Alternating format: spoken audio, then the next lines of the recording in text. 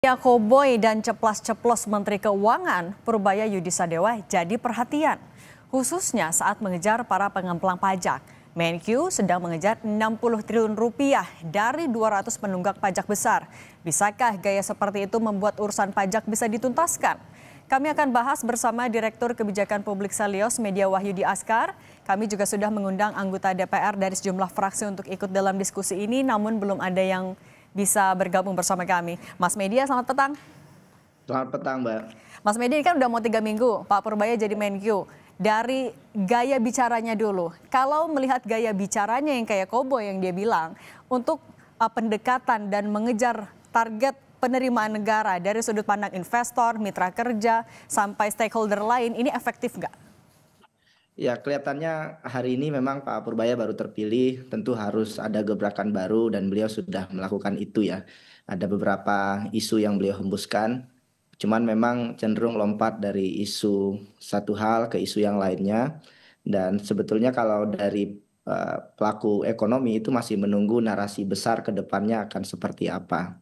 Terkait dengan posko aduan ini misalkan, ini memang bagus secara inovasi komunikasi ya, tetapi tanpa kejelasan tata kelola, termasuk juga bagaimana itu nanti akan ditindaklanjuti, saya kira juga pelaku pasar masih cukup skeptis. Tapi ini memang patut diapresiasi. Ada problem komunikasi antara pengusaha dengan pemerintah beberapa tahun terakhir, dan ini perlu diperbaiki. Nah, Eh, Memang menurut hemat saya ini masih cukup terdengar gimmick politik ya, gimmick kebijakan. Sebab sebetulnya posko-posko pengaduan ini kan sudah ada dan juga sudah cukup banyak ya. Mulai dari pengaduan lewat institusi hukum, termasuk juga kanal internal di Kementerian Keuangan. Jadi platformnya sebetulnya sudah ada. Artinya masyarakat tinggal menggunakan itu, Pak Menteri bisa mendorong tentu saja. Tapi lagi-lagi menurut saya ini juga soal bagaimana implementasi ke depan. Soal narasi besar yang mungkin ingin saya dorong sebetulnya Mbak, soal perpajakan kalau hanya sekedar posko pengaduan, itu juga mungkin belum tentu akan menghasilkan perubahan signifikan dalam hal penerimaan pajak kita. Penerimaan pajak kita kan turun ya, terkonstruksi 5,1%. Jadi menurut saya ke depannya kita perlu narasi kebijakan termasuk juga arah grand design fiskal kita ke depan seperti apa. oke, nah Mas Media, tapi kan dia juga bilang soal fair treatment itu. Kalau yang udah bayar pajak jangan diganggu, yang belum bayar pajak ya bayar, mau dia kejar. Ini adalah kebijakan yang akan efektifkah untuk mengejar target penerimaan pajak sampai berapa ya? 2.100 triliun 2025? Iya, saya setuju dengan beberapa konsep progresif yang disampaikan oleh Pak Purbaya. Yang sudah bayar pajak jangan diganggu ya. Yang melanggar itu harus dikejar. Tapi ini juga perlu dilihat lagi. Yang melanggar ini siapa dan potensi penerimaannya berapa banyak. Jadi juga jangan sampai ini seakan-akan one shot saja gitu ya. Saya melihat masih ada ruang untuk Pak Purbaya untuk meninjau kembali potensi-potensi penerimaan yang jauh lebih besar ketimbang hanya mengejar 60 triliun dari yang sudah inkrah itu. Jadi kalau Pak Purbaya melihat kembali data-data di internal Kementerian Keuangan, ada banyak ruang penerimaan negara yang lain yang bisa didorong. Mulai dari pajak produksi batu bara, windfall profit tax, termasuk juga pajak digital dan pajak kepemilikan rumah ketiga ya. Belum lagi pajak capital gain dan lain-lain. Tetapi beberapa item pajak ini meskipun masuk akal secara teknis tetapi tidak secara politik begitu. Jadi saya berharapnya kalau mau ngegas sekalian, gas sekalian aja, dikejar perusahaan-perusahaan besar, terutama misalkan industri ekstraktif yang sebetulnya potensi pajaknya bisa sampai ratusan triliun kalau seandainya ini bisa didorong oleh pemerintah. Tapi semudah Jadi itukah akan bisa dilakukan, Mas Media? gimana Mbak? Semudah itukah bisa mengejar sampai ratusan triliun atau celah penerimaan pajak lain? Kalau Pak Purbaya memang pengen gaya koboi sekalian ya koboi dilakukannya dengan kuat dan benar begitu ya. Bahkan kalau bisa menabrak keumuman termasuk juga sektor-sektor strategis penerimaan pajak. Salah satunya misalkan pajak kekayaan. Indonesia tidak punya pajak kekayaan. Jadi kalau itu diterapkan itu semua akan lebih progresif. Jadi orang-orang kaya itu membayar pajak lebih banyak begitu Mbak. Itu bisa Potensinya bisa sampai dilakukan. berapa, Mas Media? Gimana Mbak? potensi yang bisa dikeruk dari pajak kekayaan misalnya Untuk kalau dia tahun berani? lalu 2% dari pajak kekayaan itu 81 triliun. Karena tahun ini ketimpangan kita makin meningkat, potensinya bisa 100 triliun per tahun. Jadi kalau mau extraordinary sekalian ya sekalian untuk dilakukan.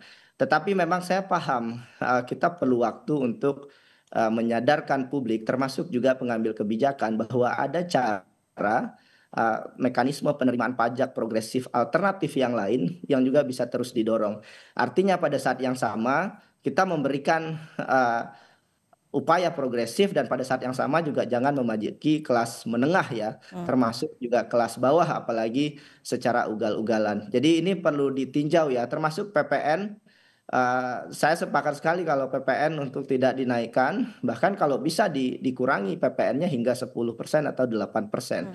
Ini Oke, akan sangat membantu ekonomi masyarakat bawah, khususnya kelas menengah. oke, Jadi Mas kalau Media. ingin mendorong, ya. Oke, sorry saya potong. Nah, tapi kalau kita balik lagi ke soal yang pajak yang tadi, tapi dengan gaya koboynya tadi, sejalankah dengan ambisinya Pak Purbaya, mampukah tadi untuk mengeruk sebanyak-banyaknya celah untuk mengumpulkan ini penambahan penerimaan pajak?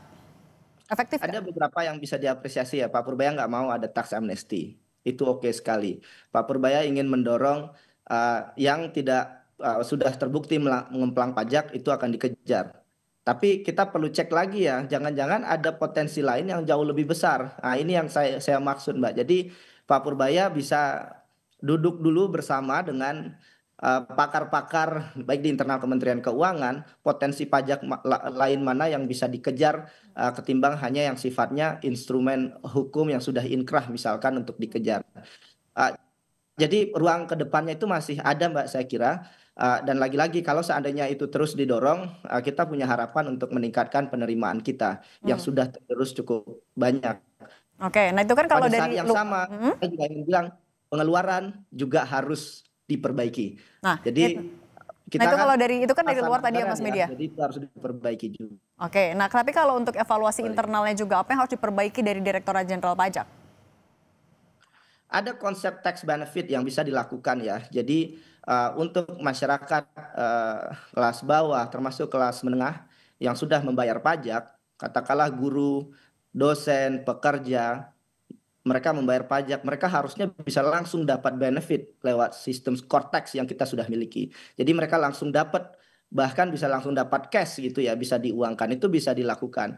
Cortex memungkinkan negara untuk melakukan itu. Tapi lagi-lagi ini soal inovasi ya. Dan satu lagi soal keberanian juga gitu. Jadi ada banyak ruang inovatif yang bisa dilakukan. Yang penting jangan overtaxing untuk kelas menengah, khususnya UMKM. Misalkan overtaxing untuk pajak digital ya, misalkan itu Oke.